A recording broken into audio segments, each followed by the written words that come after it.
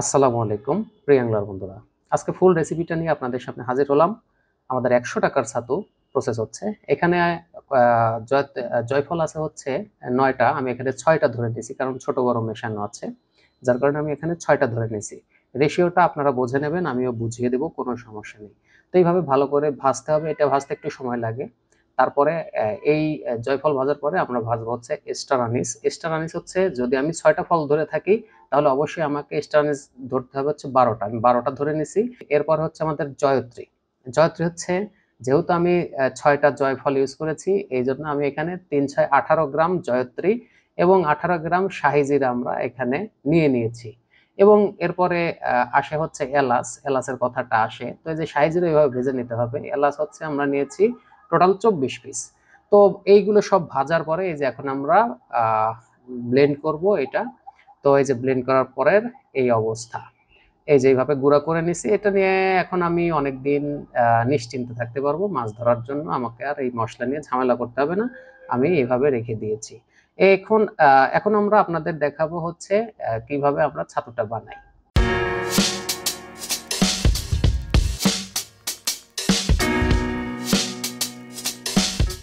তো যাই হোক, আমি এখানে যে ফিডটা ওটা হচ্ছে অ্যাঙ্করের ফিড। এই অ্যাঙ্কর স্পেশাল এবং এটাকে হাউস ফিডও বলে।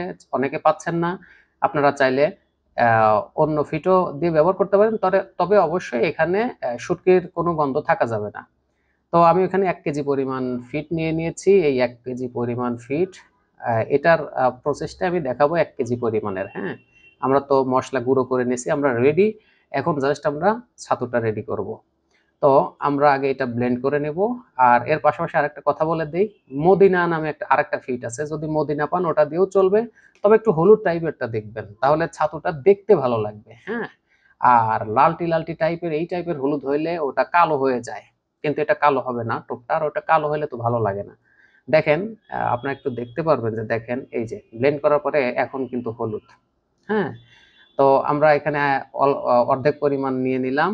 আর অর্ধেক আছে, ওটাও আমরা ব্লেন্ড করে নিব।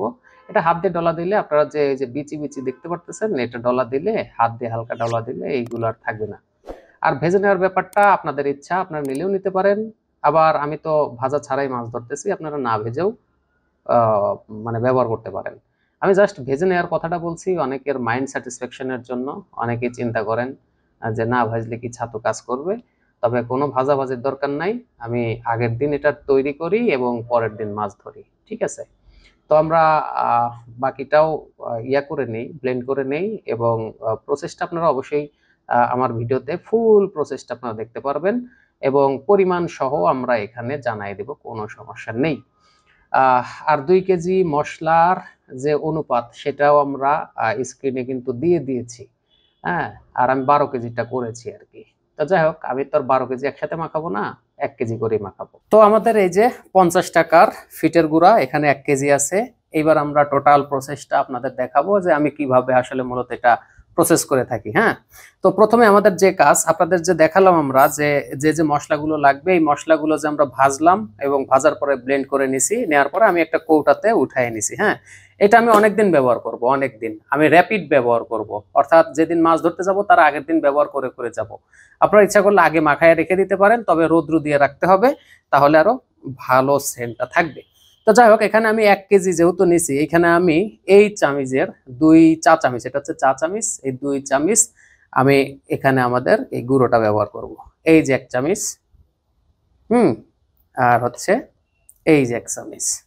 এই হচ্ছে ২ চামচ আমি এখানে ব্যবহার করলাম। করার পরে আমাদের যে কাজটা করতে হবে, এইটা ভালো করে ডোলে মাখাইতে হবে। আমরা ফুল প্রসেসটাই দেখিয়ে দেবো ইনশাল্লাহ, আপনারা দেখতে পারবেন। এটা ডোলে মাখাবেন, তাহলে এটা ভালোভাবে মিক্সড হবে। দেখেন, যখন মাখাবেন তখন অনেক সেন্ট পাবেন আপনারা, যেমন আমি পাচ্ছি। এইভাবে ডোলে মাখাবেন, পুরোটা ভালোভাবে মাখাবেন। আর কি কি আমি এর মধ্যে দিই আপনারা অবশ্যই এটা দেখতে পারবেন।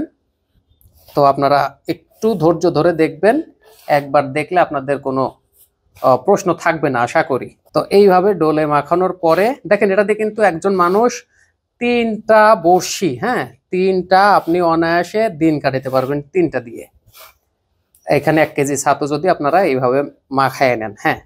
এইভাবে মাখানোর পরে জাস্ট আমি আপনাদের দেখাই দিচ্ছি, এইভাবে মাখানোর পরে আপনারা যে কাজটা করবেন সেটা হচ্ছে ঘির ছাকা। এই যেটা হচ্ছে ঘির ছাকা, আমি কিন্তু কখনো ঘি ব্যবহার করব না, কিন্তু আমাদের ওইদিকে এই যে ঘির ছাকাটা এরকম পাওয়া যায়। হ্যাঁ, এই যে ঘির ছাকা আমি এখানে এই যে এইরকম পরিমাণ, এই যে আপনারা দেখেন 1 কেজিতে এই যে এরকম পরিমাণ আমি এখানে ব্যবহার করব। এই যে এইভাবে ছিটাই দিয়ে আবার এটা ভালো করে মাখাবেন। এখন আপনাদের আসলে আমি কি বলবো, এটা এখানে সরাসরি না বসে থাকলে আপনি বুঝতে পারবেন না যে এটা আসলে কোন লেভেলের একটা সেন্ট এখান থেকে পাওয়া যাচ্ছে। আপনারা যদি এটা ইনস্ট্যান্ট ব্যবহার করেন, মনে করেন বানিয়ে নিয়ে পরের দিনই ব্যবহার করেন, তাহলে আরো ভালো রেজাল্ট পাওয়ার আশা করি, মানে পাবেন আর কি, এরকম মনে করি। এই যে ঘির ছাকাটাও দিয়ে দিলাম, ফুল প্রসেস দেখাবো ইনশাআল্লাহ আজকে। মাছ ধরবেন আর ফটো পাঠাবেন ইনশাআল্লাহ। অলরেডি শুরু হয়ে গেছে, বিভিন্ন জায়গা থেকে ফোন আসতেছে যে তারা রেজাল্ট পাইছে, ইনশাআল্লাহ পাবে, এটা না পাওয়ার কিছুই নেই। হ্যাঁ, তারপরে পরবর্তীতে আরো কিছু ভিডিও আসবে, বাস্তবসম্মত ভিডিও, যেটা আমি আপনাদের জানাবো, এবং এটাই বর্তমান এই ফিশিং ব্যবসার মধ্যে এইগুলোই চলে। এই জিনিসটা আপনাদের কাছে আমি একটু শেয়ার করব, আপনারা নিজেরা বানানোর চেষ্টা করবেন সবকিছুই। এটা কিন্তু আরো ভালোভাবে ডলতে হবে, যে এখনো কিন্তু এই যে এরকম আস্তে আস্তে আছে। হ্যাঁ, এই যে ঘির ছাকাটা, এটা কিন্তু ভালোভাবে এইভাবেই করতে হবে। তো আমি পরে করে নেব, ভিডিও বেশি লেন্থ হয়ে যাবে, বেশি লেন্থ হইলে আবার আপনারা দেখতে চাইবেন না। হ্যাঁ, যাই হোক, আপনারা কিন্তু দেখতে পারতেছেন যে এখানে আমি কোনো ফুড কালার কোনো কিছু ব্যবহার করতেছি না। হ্যাঁ, এটা এরকম কালারই আসবে, যেরকম কালার দেখতেছেন। এখন আমরা এখানে যেটা ব্যবহার করব, তারপরে এই স্টেপে আমরা ব্যবহার করব হচ্ছে এই যে দুবাই থেকে নিয়ে আসা মিষ্টি। ভাই, এটা কিন্তু দুবাইয়ের না, আমি জাস্ট আপনাদের সাথে একটু জোকস করলাম আর কি। এটা হচ্ছে মিষ্টি, একদম কম দামের মিষ্টি হচ্ছে এটা, 200 টাকা কেজি। এই সময় কিন্তু 200 টাকা কেজি মিষ্টি পাওয়া খুব টাফ। এই একটা আর এই হচ্ছে 2টা, আর এটা মাত্র 200 টাকা কেজি, আমি আধা কেজি 100 টাকা দিয়ে নিয়ে আসছি। হ্যাঁ, এই 2টা মিষ্টি, আর এখানে আমি আরেক দিন 2 দিন আরো 3 দিন ফেলতে পারবো। এটা কিন্তু 100 টাকার উপরে কখনোই যাবে না এই ছাতুটা। তো আমরা এটা ভেঙে দিচ্ছি, এইভাবে ভেঙে ছড়াইয়ে দিবেন। এটা দেওয়ার কারণ হচ্ছে যে কাতল জানেন একটু মিষ্টি পছন্দ করে, আর একটা বিষয় হলো যে শুধু মিষ্টির কারণে না, এই ছাতুটার মধ্যে আপনার রুটিও দিতে হবে না। হ্যাঁ, এই মিষ্টি দেওয়ার কারণে আপনার মনে করবেন যে এই ছাতুতে ভালো করে আপনি চাপ দিয়ে আটকাইতে পারবেন। এই দেখেন, এইভাবে ডলতে হবে। মিষ্টি দেওয়ার পর একটু বেশি ডলতে হয় মিষ্টিটা ভালো করে মিক্সড করার জন্য, না হলে ছাতুর চেহারাটা আসে না। আমি যখন এটা মাখাই আসলে আমার রুমে পুরোটাই সেন্ট হয়ে যায় আর কি। এই জন্য আপনারা বানিয়ে নিয়ে পলিথিনের মধ্যে উঠে এয়ার টাইট করে রেখে দেবেন। হ্যাঁ, মানে এয়ার টাইট করে রাখলে, আর আপনারা যদি মিষ্টি টিষ্টি না মাখানোর দরকার নাই, আপনারা যদি শুধু স্টক করতে চান, রাখতে চান, শুধুই মশলা দিয়ে মাখায় তারপরে রেখে দেবেন। আর ডেলি যদি আপনি ফিশিং এর আগের দিন এইভাবে নিয়ে যান, আমার কাছে মনে হয় যে ওইটাই সবচেয়ে বেটার। যাই হোক, যে মাখানো শেষ, অনেকক্ষণ ডলাডলি করা লাগলো, এই হচ্ছে বিষয়। হ্যাঁ, আরো একটু ডলতে হবে। আচ্ছা, যাই হোক, ওটা আমরা পরে আবার করে নিব। তো আজকে আপনাদের ফাইনালি ফুল প্রসেসটা দেখানোর জন্য মূলত আমাদের এই ইয়াটা আর কি, ভিডিওটা। কারণ আমি 2-1 দিনের মধ্যে ফিশিং এ যাচ্ছি না, সময় নাই, কারণ অনেক অর্ডার জমে গেছে। তো এখন আমি আপনাদের এখানে যখন আমি পানি ব্যবহার করব, তখন আর এটা আমি রেখে কিন্তু ব্যবহার করতে পারবো না, যার কারণে আমি আধা কেজি বা অর্ধেক পরিমাণ আমি উঠায় রাখবো, জাস্ট আপনাদের দেখানোর জন্য এতটুকু আমি মনে করেন করতেছি। তাছাড়া আমি এটা ব্যবহার করতাম না, এইভাবে রেখে দিতাম। এখন আমি এটা অর্ধেক পরিমাণ রেখে দিলাম। এই যতটুকু রাখলাম এতটুকু আমি ব্যবহার করতে পারবো, আর এতটুকু পানি দিয়ে মাখাইলে পরে আর আমি ওইটা আসলে ব্যবহার করতে পারবো না, নষ্ট হয়ে যাবে। পলিথিনে আটকায় রাখলে নষ্ট হয়ে যাবে। এখন আমাকে ফ্রিজিং করে রাখতে হবে আর কি। এই যে এখানে এখন আধা কেজি পরিমাণ এইখানে আছে। হ্যাঁ, এবার আমরা যে কাজটা করব সেটা হলো, দেখেন, ডিম আপনারা ব্যবহার করলেও করতে পারেন, আবার তেল, এই যে নারিকেল তেল, আপনারা এটা ব্যবহার করলেও করতে পারেন, না করলেও কোনো সমস্যা নেই। এটা হচ্ছে নারিকেল তেল। হ্যাঁ, এই যে আপনাদের কারণে আমি এই নারিকেল তেলটা এটা একটু দেখালাম, এই যে এতটুকু পরিমাণ নারিকেল তেল, কারণ এটা হচ্ছে মাইন্ড স্যাটিসফ্যাকশন। অনেকেই খালি মনে করেন তেল তেল দেয়া লাগে, এই জন্য আর কি। আমি কিন্তু এই তেল ওইভাবে ব্যবহার করি না, জাস্ট আমি আপনাদের দেখানোর জন্য, যে তাও আপনারা খুশি থাকেন। আমাদের কথা হচ্ছে এইটা। আর এত কম টাকায় এই লাড্ডু বানায় মাছ ধরবেন, এতে আমি খুবই খুশি হব, এটা হচ্ছে বড় কথা। তাই এর মধ্যে আর ওইরকম কোনো কিছু দিতে হবে না, হয়ে গেছে আমাদের ছাতু। এবার হচ্ছে ডিমের ব্যাপারটা আসেন। হ্যাঁ, ডিমের ব্যাপারে যদি একটা কথা বলি, সেটা হচ্ছে ডিমও, ওটাও একটা মাইন্ড স্যাটিসফ্যাকশন, আপনারা দিলে দিতে পারেন, আপনার মনে যদি চায়, আপনার ভালো লাগার জন্য আপনি ব্যবহার করতে পারেন। তবে আমি 1 কেজি ছাতুতে, 1 কেজির উপরেই আর কি, মনে করেন 1.5 কেজি ছাতুতে মাত্র 250 গ্রাম ডিম আমি শুধু এইভাবে মাখায় রাখি, ডলা দিয়ে না কিন্তু, শুধু ডিম ছেড়ে দিয়ে আপনারা ডিমের মধ্যে থেকে ময়লা পরিষ্কার করে জাস্ট শুধু এইভাবে শুধু মাখায় রাখবেন, এইভাবে শুধু মাখায় রাখবেন।